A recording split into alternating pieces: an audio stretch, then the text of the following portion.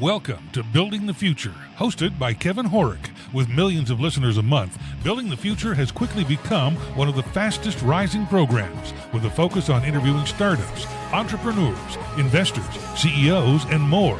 The radio and TV show airs in 15 markets across the globe, including Silicon Valley. For full showtimes, past episodes, or to sponsor the show, please visit buildingthefutureshow.com.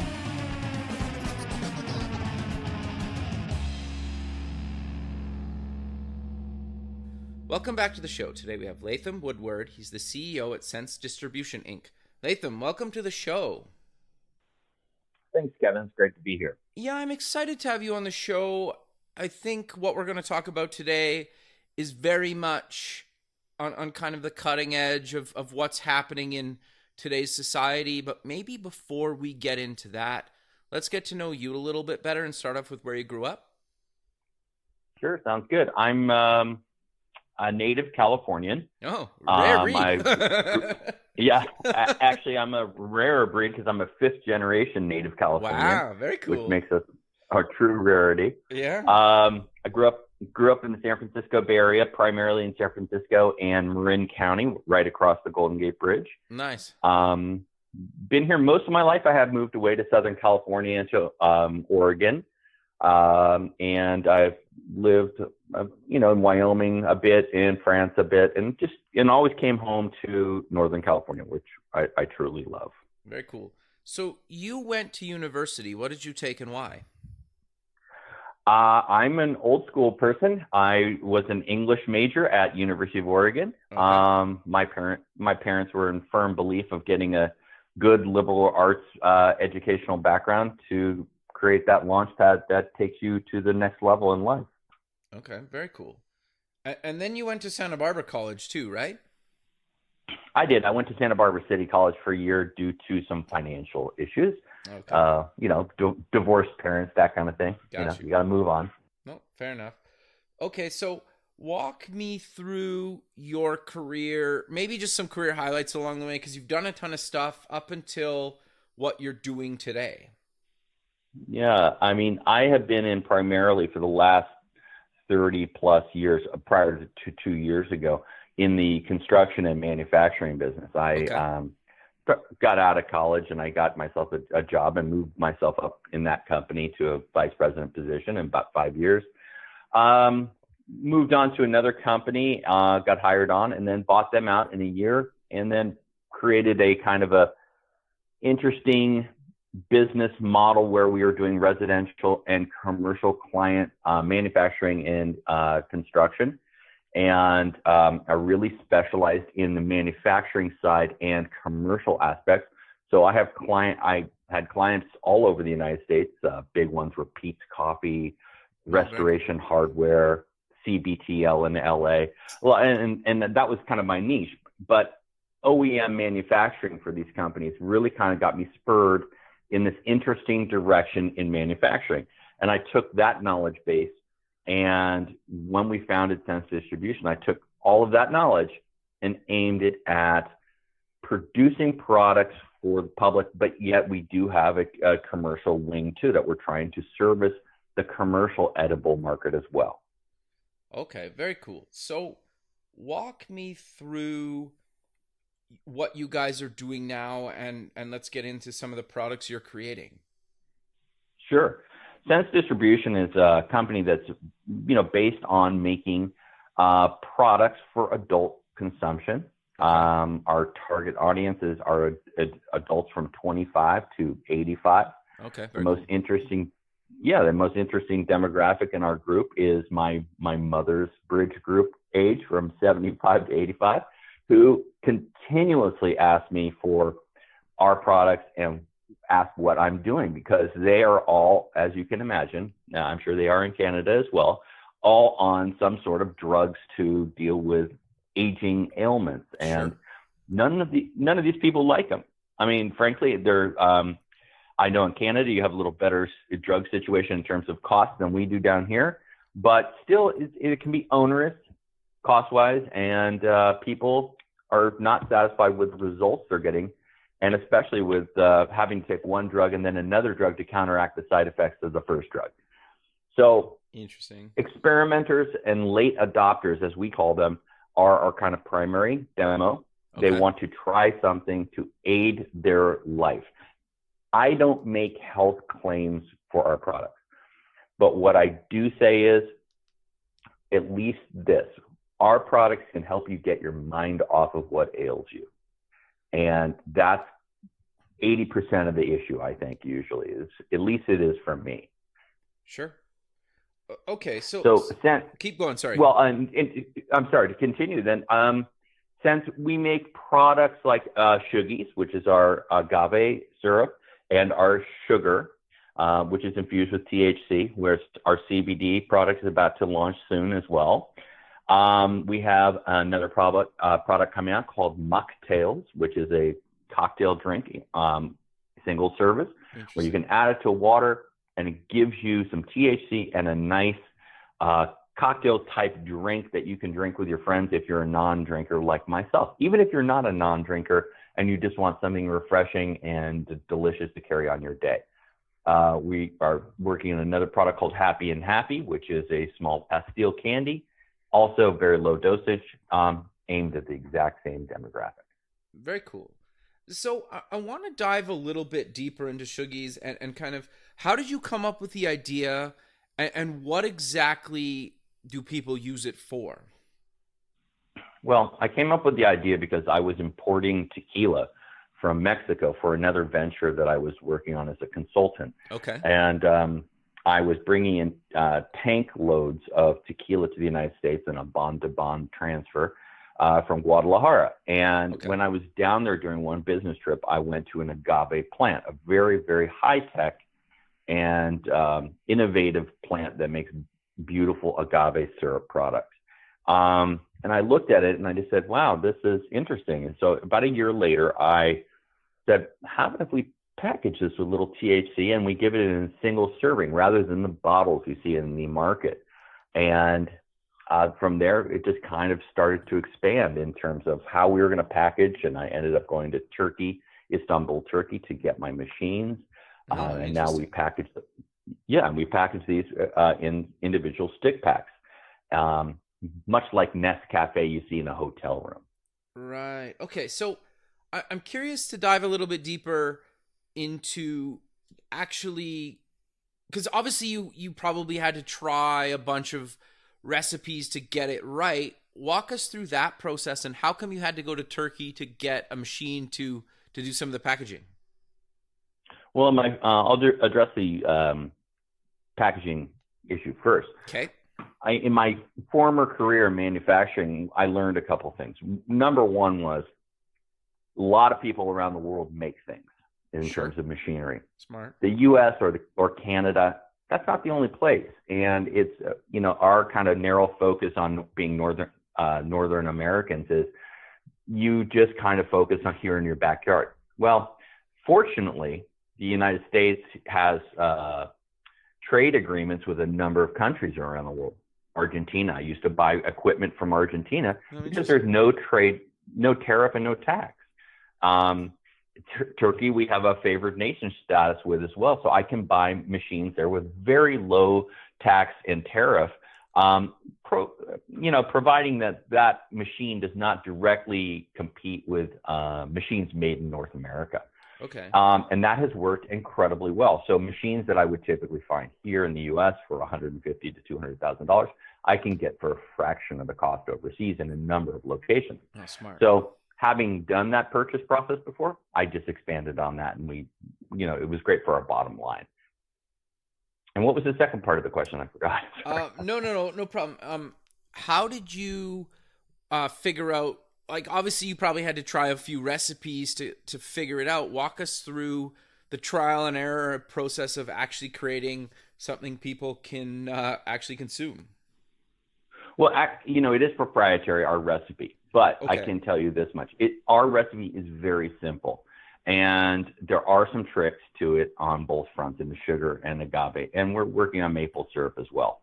Okay, but did you have to, like, obviously, probably the first time you tried to create it, it probably didn't work out and you had to tweak the recipe? Like, did you have to go through, 50 versions of a recipe? Or I don't necessarily care what's in it. I'm just curious to walk us through the struggle of figuring it out. Probably 10 to 15 times not that bad then. On each product. No, but it's time consuming. And the biggest issue is for on a low dosage product is the testing limits. And that's a problem in California because we have very stringent testing here. Okay. And you have to get it within a very tight margin. And it's kind of counterintuitive, but to make something low dosage is harder than making something high dosage. Yeah, I can imagine. Because in a 100 milligram packet, your tolerance, if it's 10%, well, you've got a 10 milligram swing there, right? Right. But in a 5 milligram packet, you're very tight. I mean, you've got to be within, 10%. That keeps you between 4.5 and 5.5. And in California, if you test over, you fail. So that's been our biggest issue. It's just getting homogeneity. I can't even say the word. Homogeneous results, right? In terms of how we do it consistently. So that's been our biggest issue. No, interesting. So I'm curious, to get it approved to actually sell, do you have to go kind of state by state to get it tested and then approved, or how does that work? Well, the answer to that is yes. I mean, right now we're only in California, and the testing parameters here in California are known to us, and we're following those strictly. As far as other states, they get addressed individually. But as California is one of the largest markets in the world, we got our hands full here right now. Got you. And is it 21 in basically every state that it's legal in at this point? That's my belief. I don't think any state has ratified 18 and over yet. Yeah, okay. Interesting. Because I guess in Canada, there's a couple provinces that are 18 where you can legally buy like cigarettes, alcohol, and cannabis. And then there's a couple provinces where they're 19. Well, most provinces are 19. So, and then obviously you guys, as far as I know, is like 21, right? So it's just interesting between the two countries how similar and different we are in a number of issues, right? Yeah, I mean, for all good reasons too. I mean, we're different countries, and we're not the same. Canada's not the little brother U.S., and we're not the the big brother of Canada. We are different individual countries and with different rules, and I love that. I mean, it makes us stand out from one another.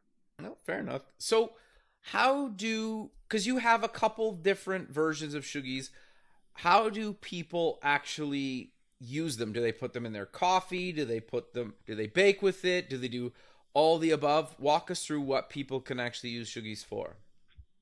Well, all of the above. I mean, just hit right on the sweet spot of it, so to speak. It's a take anywhere, go anywhere, use anywhere product. Okay. The intent is for you to be able to go on with your life on a daily basis and incorporate things you already do and just not have to modify your life at all. It's like if you add sugar to your coffee in the morning or the afternoon, they'll do it with sugar.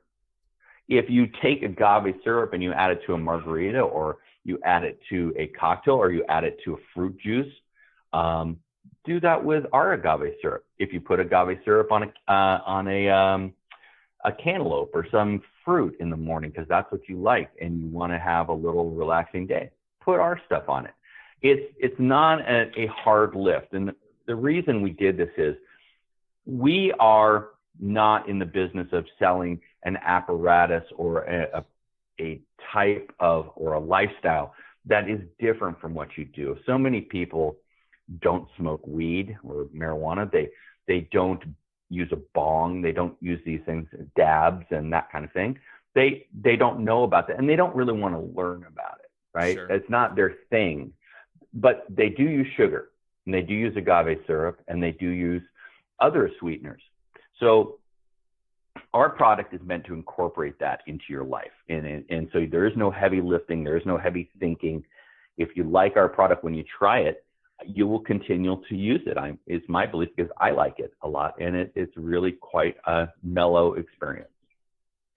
No, that's very interesting. So, you guys just got in hundreds of stores across California. Do you want to talk about how you guys actually did that and elaborate on the types of stores people can actually get the product at?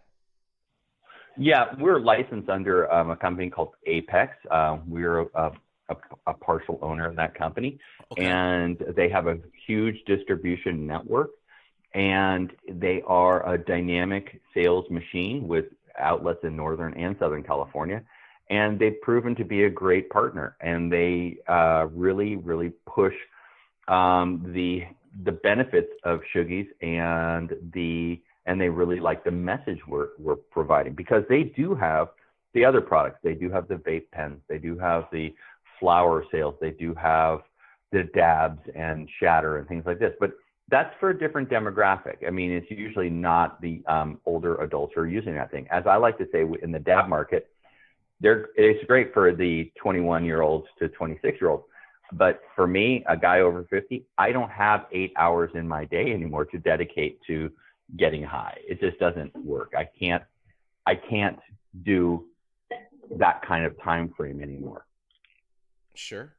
Well, and the thing that I found interesting, just for the U.S. listeners that don't know, Canada legalized cannabis usage across Canada last year, and they're about to legalize edibles across the country in the next month or so. And the thing that I found the absolute most fascinating about it getting legalized, well, actually two things. One, how many people that had been in there, I'm 36, just so you have some context. How many people that I knew into their 30s that now that it was legal, they were going to try it. And I think, like, let's be honest here, I think throughout most people's teen 20s and probably into their 30s and beyond that, it's kind of everywhere, right? Like, you go to a concert, you probably have friends that do it. It's kind of everywhere, right? Compared to some of the more harder drugs where you have to make more of an effort to get them. But so the people that wanted to try it now that it's legal, I found that really quite fascinating. The other thing that I found equally fascinating and maybe more fascinating is how many people that I knew that were maybe over 40, maybe even over 50, that are willing to talk about how they've been using cannabis for a number of things for decades now, and you would never know because now that it's legal, it's fine to talk about. Those two things were really quite fascinating to me. And I know you can use cannabis and a bunch of things for a million other things outside of actually even eating them or smoking them. Like, you can use it for clothing, you can use them for manufacturing. There's so many different things that are outside of getting high as well that I think a lot of people don't realize. So do you maybe want to give us your opinion and thoughts around how you've seen society actually accept it? Are they still not accepting it? It really depends who you talk to, or where are we kind of at around the whole cannabis space being accepted, kind of maybe in North America? Yeah, big question. But I definitely know where you're coming from. This thing, at least in the United States, right? It's Sure. like with legality comes acceptance, like immediate acceptance. I mean, in my own life, talking to my wife about me getting into the cannabis business, she's like, well, I don't, is this right? Blah, blah, blah. And I'm like, look, it's legal now. These conversations that, we don't have to hide this anymore. It's a legal business, Right. One that we can all participate in now. And it shouldn't be in the shadows anymore. I mean, the very fact that marijuana cannabis is in the shadows in the first place was a misplaced attempt by the government and big industry in certain industries, the nefarious industries that we all know and love to hate, but we use every day. And that's like the oil business.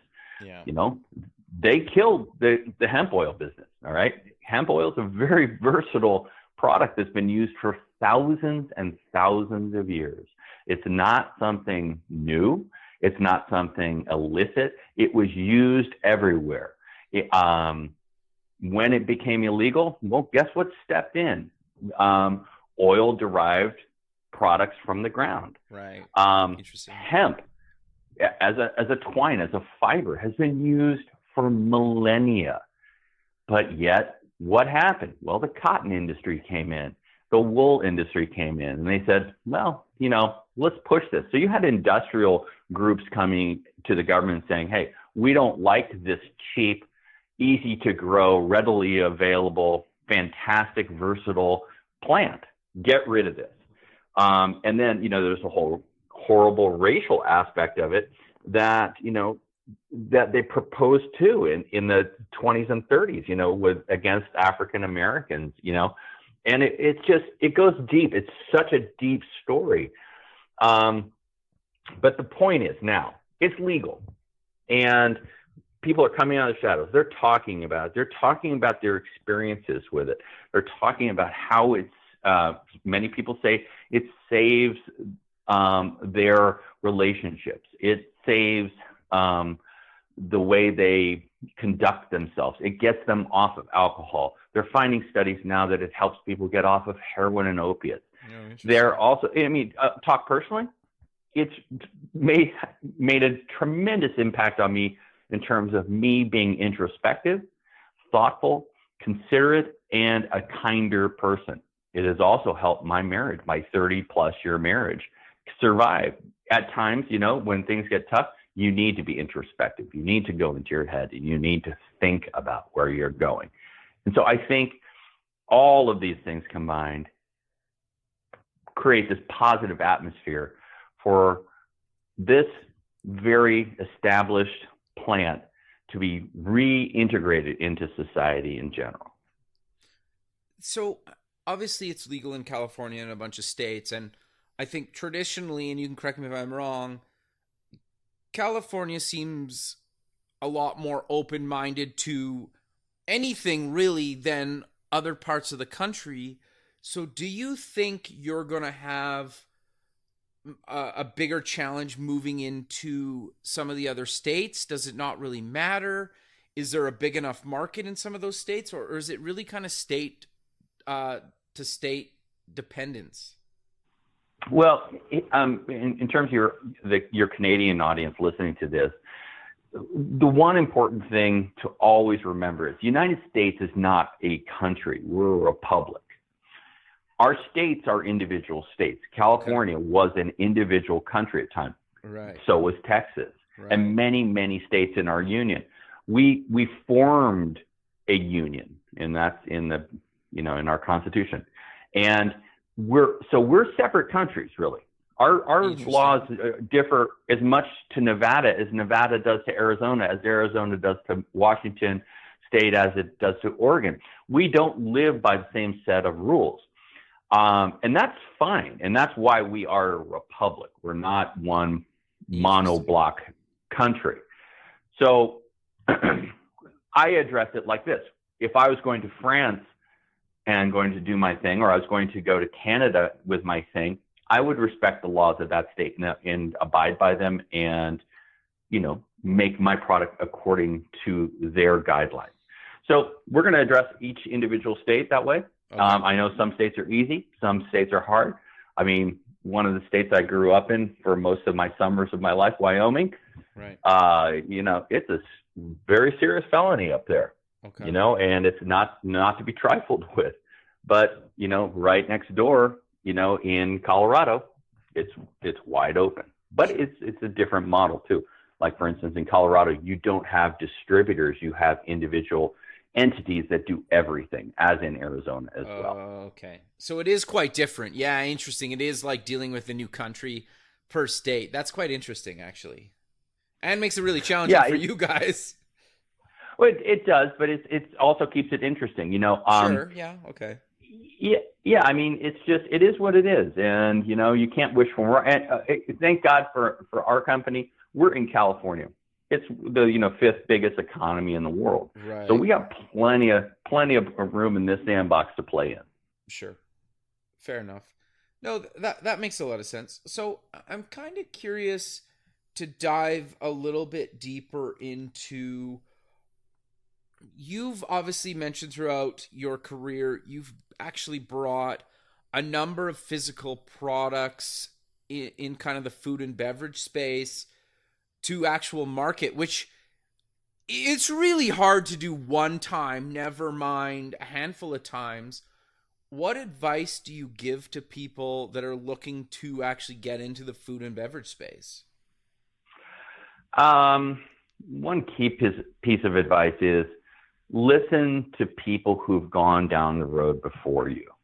Okay. I got great advice from a friend of mine who owns a huge grocery store chain across the U.S. And when I was in the ready to drink market, it's called RTD market, and he said, I got 25 RTDs on my closeout shelf right now.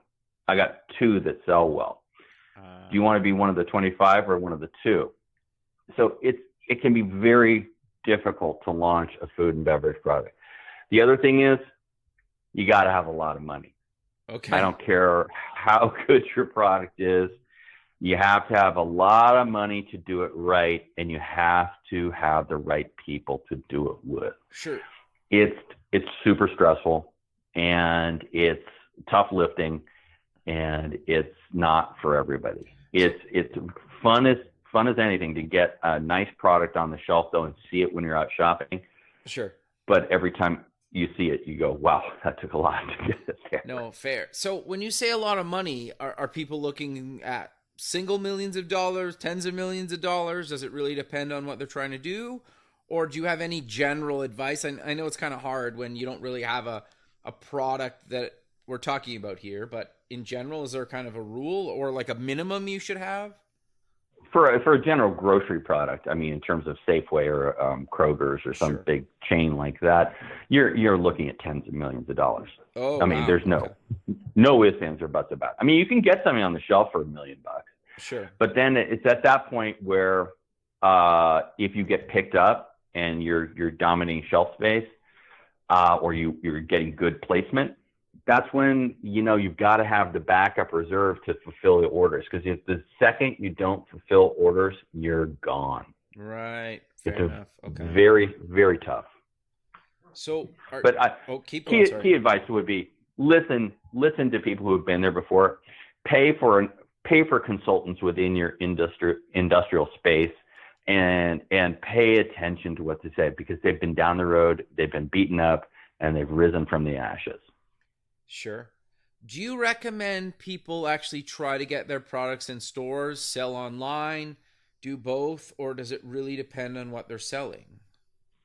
Well, in my space, you can't sell online. You can advertise subtly online, but you can't sell online. Within the cannabis space, you got 2 avenues. That's the dispensary avenue, and then you've got delivery avenue. So those are your 2 primary sources, and there's not really very many others.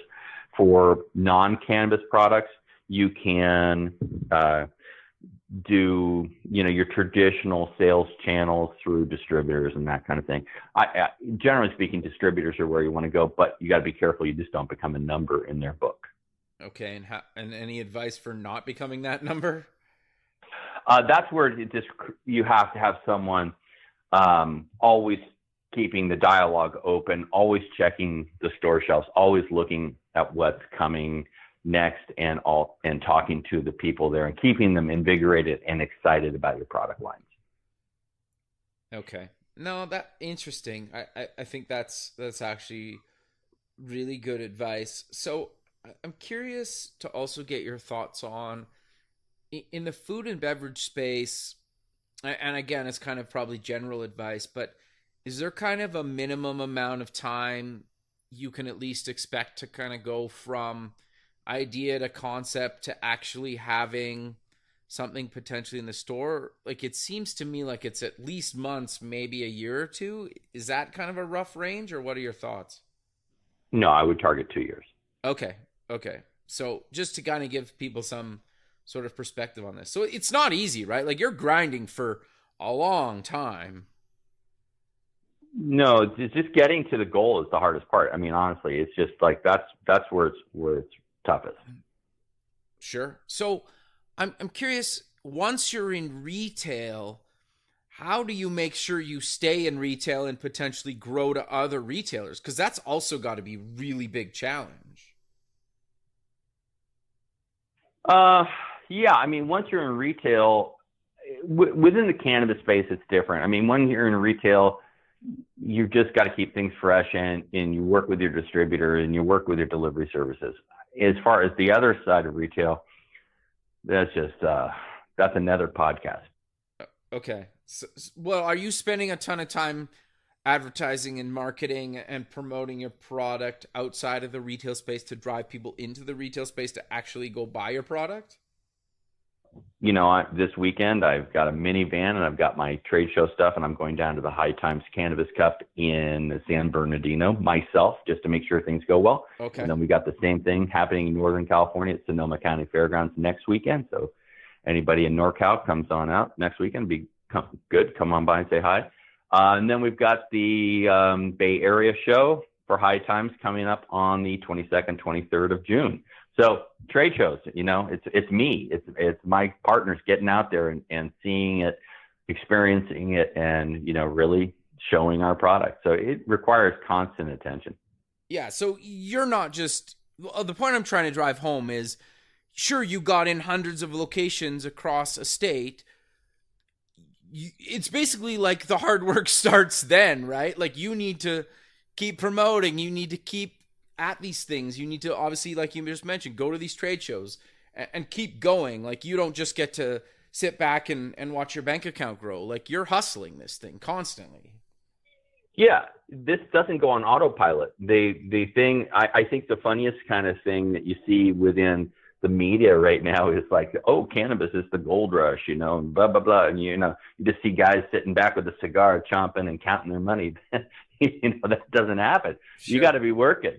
It's a business. It's a business like any other business, although it's a weird business. Sure. Well, and I think there's still a lot of people that have that negative stigma around it and judge. Maybe they don't even use it, but they still kind of judge other people for or like how they use it, or even if they just wear it, right? And so I think as it becomes more and more popular and in a lot more things, I think that stigma starts to fade away. Do you agree with that, or what are your thoughts around kind of the stigma around the industry right now?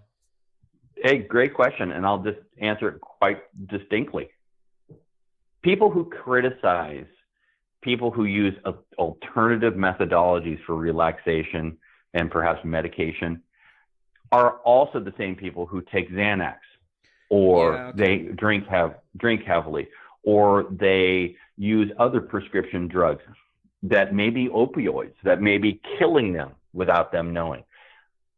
The trust that's been placed in institutions, not only in the cannabis business, not only in the drug space, but generally institutions within our world, has proven time and again to be founded poorly, with the, you know, advertising and messaging. You know, remember in the 50s, cigarettes were promoted on early television by doctors smoking a cigarette, saying, hey, when I choose a cigarette, I choose Pall Mall for its easy, smooth taste, you know?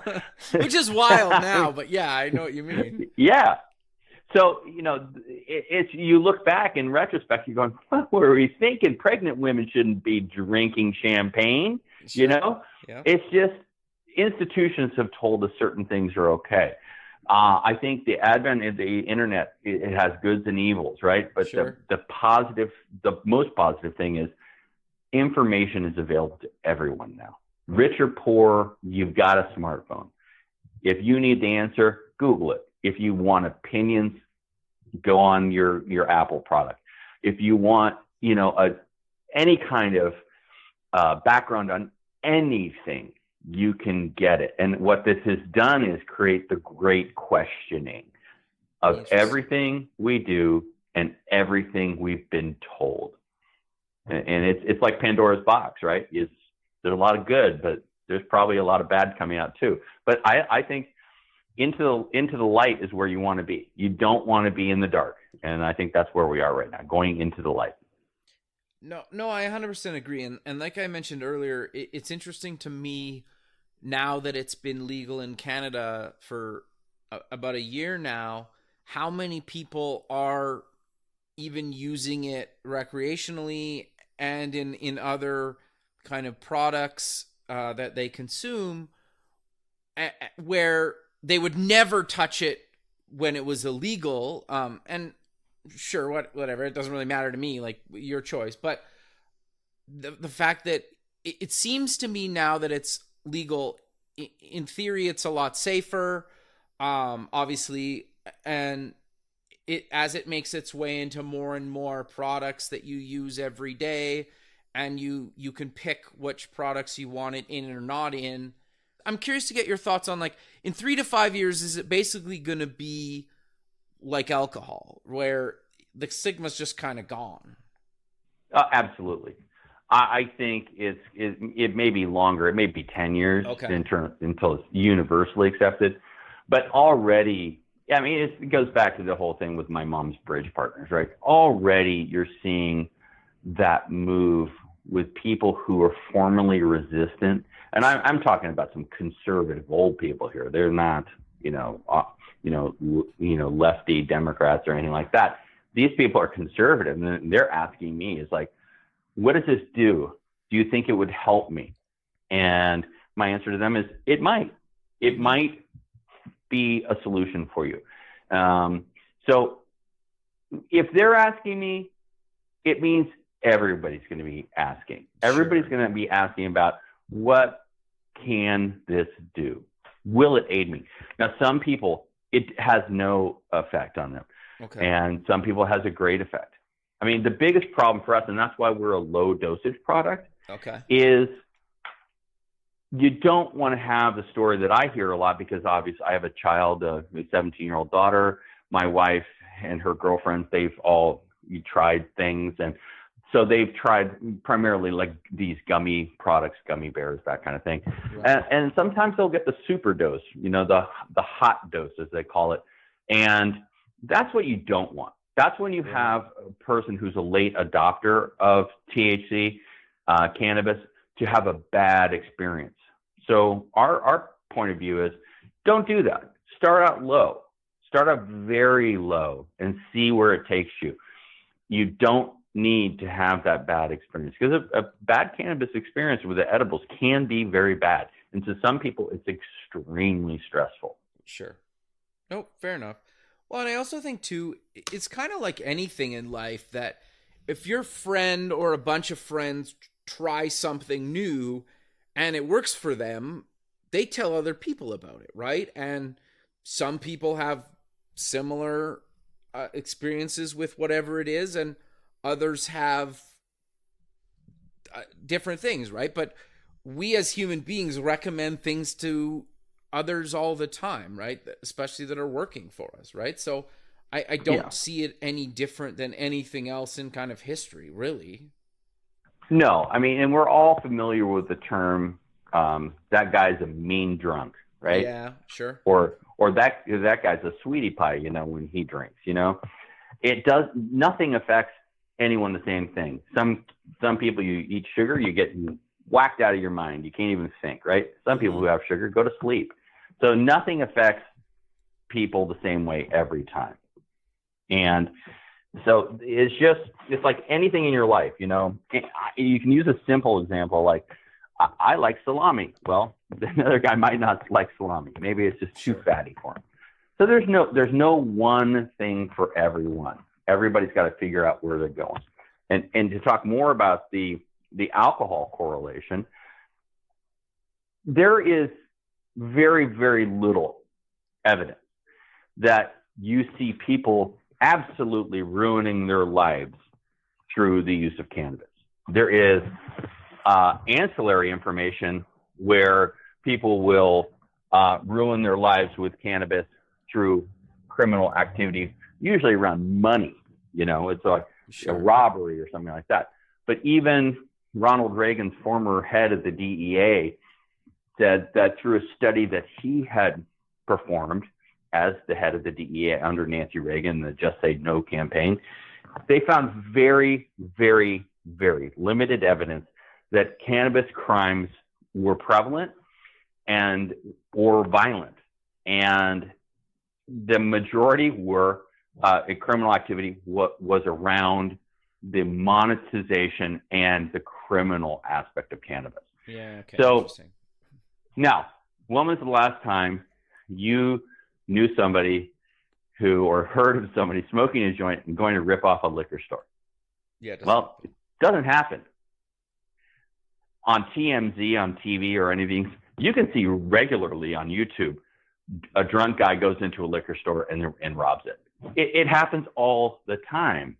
And it's just, it's empirical evidence indicates that alcohol is good in some respects. It relaxes you, but there are a lot of downsides. And the drunk driving thing is a big one. And I know people drive high. I don't recommend that ever. I think that's a bad idea. And thank God we've got Uber now. No, fair enough. Well, and that was going to be actually something I'm curious to get your thoughts on. These low dosage things, like if you put this as an alternative to sugar in your coffee in the morning, can you drive to work on it? Or like, how does that work? Well, I would never recommend you drive after consuming any drug, right? Sure. Or alcohol, sure. Yeah.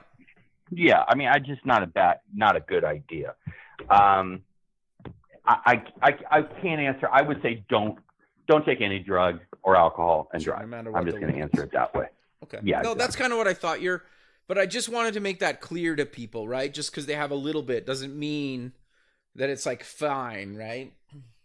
No, I don't think it's fine ever. I mean, I think you have to be an adult, and when you're given, you have your 18th birthday and you're going out into the world and you have to interact with other people on a daily basis, you have to treat them with respect, and that includes knowing when it's okay to drive, when it's okay to, take care of children or things that are crucial to keeping your daily life going. Sure. No, that makes sense. Well, and I think it's a lot of cases too, like people put Baileys in their coffee in the morning and drive to work, and you're kind of like, I don't really think that's okay. So, well, I'm gonna agree with you on that. So yeah, like just to give people some sort of context, right? But we're kind of coming to the end of the show, so how about we close with mentioning where people can get more information about you guys and where they can actually pick you guys up and find you guys in stores? Sure. You can find us at www.shoogies.com. That's SHOOGIES.com. You can also look at our parent website, which is www.sensedistribution.com. We're available throughout the Apex network and in California, which is hundreds of dispensaries in Northern California and Southern California. So look for us at your local dispensary in your area. That's all I can say. Perfect. Well, I really appreciate you taking the time out of your day to be on the show, and I look forward to keeping in touch with you, and have a good rest of your day, man. Kevin, thanks very much. It's been a pleasure. Thank you. Okay. Bye. All right. Bye-bye. Thanks for listening. Please visit our website at buildingthefutureshow.com to join the free community, sign up for our newsletter, or to sponsor the show. The music is done by Electric Mantra. You can check him out at electricmantra.com and keep building the future.